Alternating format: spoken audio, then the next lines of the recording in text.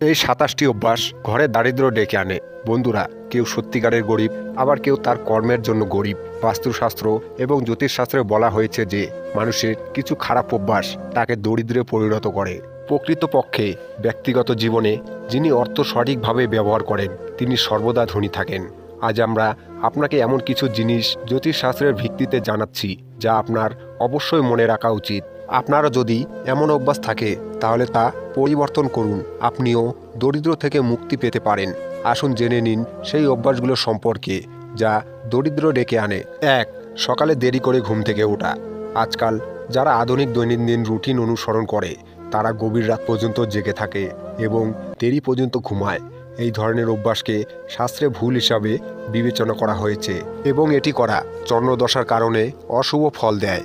এটি মানসিক চাপ এবং স্বাস্থ্য সম্পর্কিত সমস্যাগুলির দিকে পরিচালিত করে। সকালে ঘুম থেকে উঠলে মানুষের মনে নতুন চিন্তা আসে, সামনের দিকে এগিয়ে যেতে সাহায্য করে। গুরু পুরাণ অনুসারে যারা দেরি করে ঘুমায় তারা তাদের জীবনে অর্থের অভাবের সম্মুখীন হন। ২. বিছানায় খাওয়া।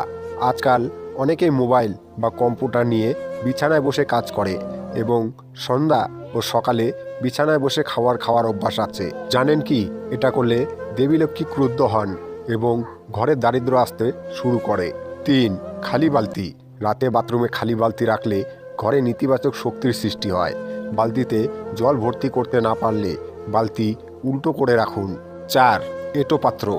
রাতে রান্নাঘরে এঁটো বাসনপত্র কখনোই ফেলে রাখবেন না। সারা রাত রান্নাঘরে বাসন নোংরা রাখলে দেবী অন্নপূর্ণা অসন্তুষ্ট হন, যার ফলে মানুষ দরিদ্র হয়ে যায়। সে যতই পরিশ্রম করুক না কেন, এমন ঘরে টাকা থাকে না। ৫. খারাপ ট্যাপ। বাড়িতে কল থেকে ফোঁটা ফোঁটা জল পড়া আপনার উন্নতিতে বাধা হতে পারে। এছাড়াও শাস্ত্র অনুসারে বাড়িতে কল থেকে অনাবর্ত জল পড়লে অর্থের ক্ষতি হয়। ৬. রাতে টক জিনিস দান করা। সন্ধ্যায় বা রাতে কাউকে টক জিনিস যেমন দই এবং আচারের মতো টক জিনিস দান করলে মা লক্ষ্মীকে বাড়ি থেকে ফেরত পাঠানো হয়। এছাড়াও সন্ধ্যায় লবণ কাউকে দেবেন না। ৭. আঙ্গুল মোচড়ানো। অনেকের সারাদিনে আঙ্গুল বা ঘাড়ের হাড় ফাটানো অভ্যাস থাকে। বিশ্বাস অনুযায়ী একে খোদলে উপসর্গ বলা হয়। জ্যোতিষশাস্ত্র অনুসারে এটি আয়ু কমানোর সাথে সাথে দারিদ্র্য নিয়ে আসে।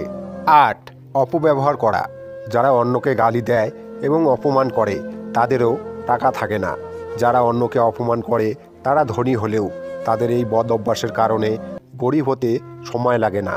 অহংকার এবং ছলনা এমন একটি অভ্যাস যা মানুষকে ধ্বংস করে দেয়। ৯. থালায় খাবার রেখে যাওয়া। শাস্ত্রে বলা আছে খাবারের অপমান করা উচিত নয়। থালায় খাবার ফেলে রাখা খাবারের অসম্মান বলে বিবেচিত হয়। তাই যতটুকু খাবার খাওয়া যায় ততটুকুই থালায় নিন। অযথা খাবার নষ্ট করলে দরিদ্রের মুখোমুখি হতে হবে এবং এই কাজটি দেবী লক্ষ্মীকে ক্ষুব্ধ করে। ১০. বড়দের অপমান করা। শাস্ত্র ও পুরাণে বলা আছে যে বাড়িতে বড়দের সম্মান করা হয় না বা বাইরে গুরুজনদের সম্মান করা হয় না সে বাড়িতে দেবী লক্ষ্মী কখনো থাকেন না। এর কারণ হলো বড়দেরকে গুরু স্বরূপ বলে মনে করা হয়, যাদের মধ্যে ভগবান বিষ্ণুকে অধিষ্ঠান করা হয়। তাই গুরুজনদের সম্মান করলে দেবতারা খুশি হন। ১১. হাতে করে লবণ দেওয়া। বিশ্বাস করা হয় যে লবণ বাড়ির নেতিবাচক শক্তি শুষে নেয়। আপনি যদি কাউকে লবণ দিচ্ছেন তবে আপনার সরাসরি হাতে দেওয়া উচিত নয়। জ্যোতিষশাস্ত্রে এমনটি করা শুভ বলে মনে করা হয় না। তাই যখনই আপনি কাউকে নুন দেবেন শুধুমাত্র একটি পাত্রে দেবেন। ১২. নেশা করা। নেশাগ্রস্ত ব্যক্তির ঘরে মা লক্ষ্মী কখনোই বাস করেন না। সে সবসময় দারিদ্র থাকে। মাদক সেবন ব্যক্তির আয়ু কমিয়ে দেয় এবং নেশাদ্রব্য সেবন করলেও রাহুর নিরূপ প্রভাব পড়ে। ১৩. এঁটো বাসন দীর্ঘ সময় ফেলে রাখা। খাবার খাওয়ার পর এঁটো বাসন ফেলে রাখা মোটেও ভালো অভ্যাস নয়। এ ধরনের মানুষ কখনো সফলতা পান না। কথিত আছে খাবার খাওয়ার পর এঁটো বাসন ফেলে রাখলে শনির দোষ ও চন্দ্র দোষ লাগে এবং দেবী অন্নপূর্ণা অভিশাপ দেন। ১৪. ঘর অপরিষ্কার রাখা। ঘরের পরিষ্কার পরিচ্ছন্নতার পাশাপাশি বাথরুমের পরিষ্কার পরিচ্ছন্নতাও খুব জরুরি। অনেক সময় মানুষ স্নান করার পর বাথরুম নোংরা করে রাখে। এটি করলে চন্দ্রের অশুভ ফল পাওয়া যায় এবং এমন বাড়িতে খুঁটিনাটি বিশৃঙ্খলা সর্বদা থাকে। রাহুর অশুভ প্রভাব সেই সব বাড়িতে দেখা যায় যেসব বাড়িতে নোংরা আবর্জনা বেশি থাকে।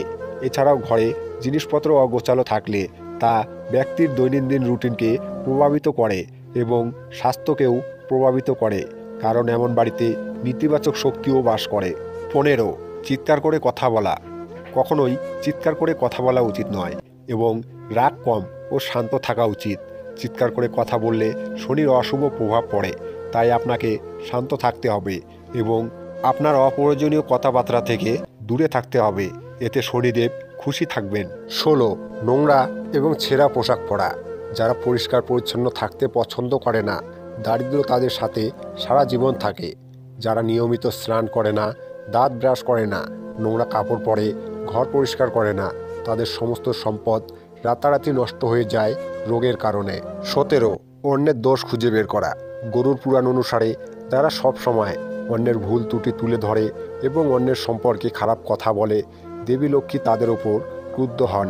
এমনকি যাদের অকারণে অন্যের ওপর চিৎকার করা বা রাগ করার স্বভাব থাকে, তাদের জীবনে দারিদ্রতা লেগেই থাকে। 19. প্রয়োজনের চেয়ে বেশি খাওয়া।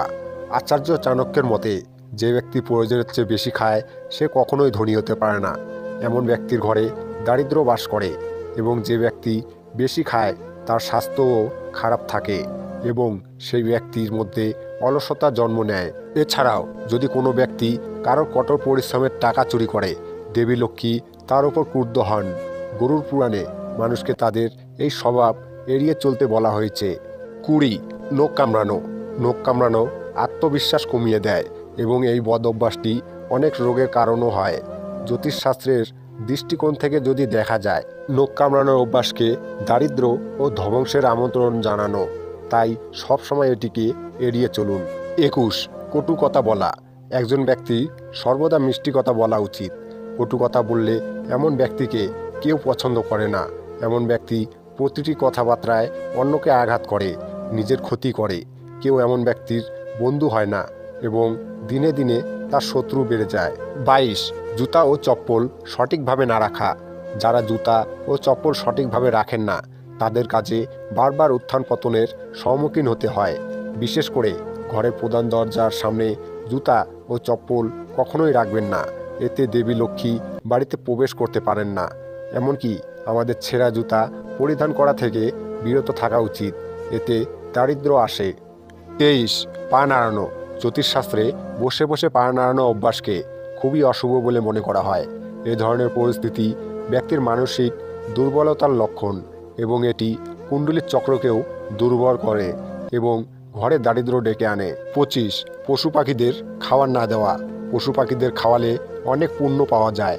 এর ফলে কুণ্ডলীর অশুভ যোগগুলিও শুভ ফল দিতে শুরু করে। বিশেষ করে বুধ গ্রহ শক্তিশালী হয় এবং কর্মজীবনের বাধা দূর হয়। 26. লোভ করা। প্রবীণরা সর্বদা লোভকে মন্দ নাম দিয়েছেন, সেজন্য মানুষকে যতটা সম্ভব এই মন্দ থেকে দূরে থাকতে হবে। লোভ সুখী পরিবার, এমনকি জীবনকে ধ্বংস করে দেয় এবং একজন লোভী ব্যক্তিও ভুল পথ অবলম্বন করতে পারে। এই ধরনের মানুষ কখনো সুখী জীবনযাপন করতে পারেন না। 27. পা টেনে টেনে হাঁটা। অনেক সময় দেখা যায় যে কেউ কেউ হাঁটার সময় পা টেনে টেনে শব্দ করে হাঁটে। জ্যোতিষশাস্ত্রে মনে করা হয় যে মানুষের এই অভ্যাসটি খুবই খারাপ। এটি ব্যক্তির দাম্পত্য জীবনে নেতিবাচক প্রভাব ফেলে। শুধু তাই নয়, পারস্পরিক দ্বন্দ্বের সম্মুখীন হতে হয় এবং বাড়িতে দারিদ্র্য থাকে।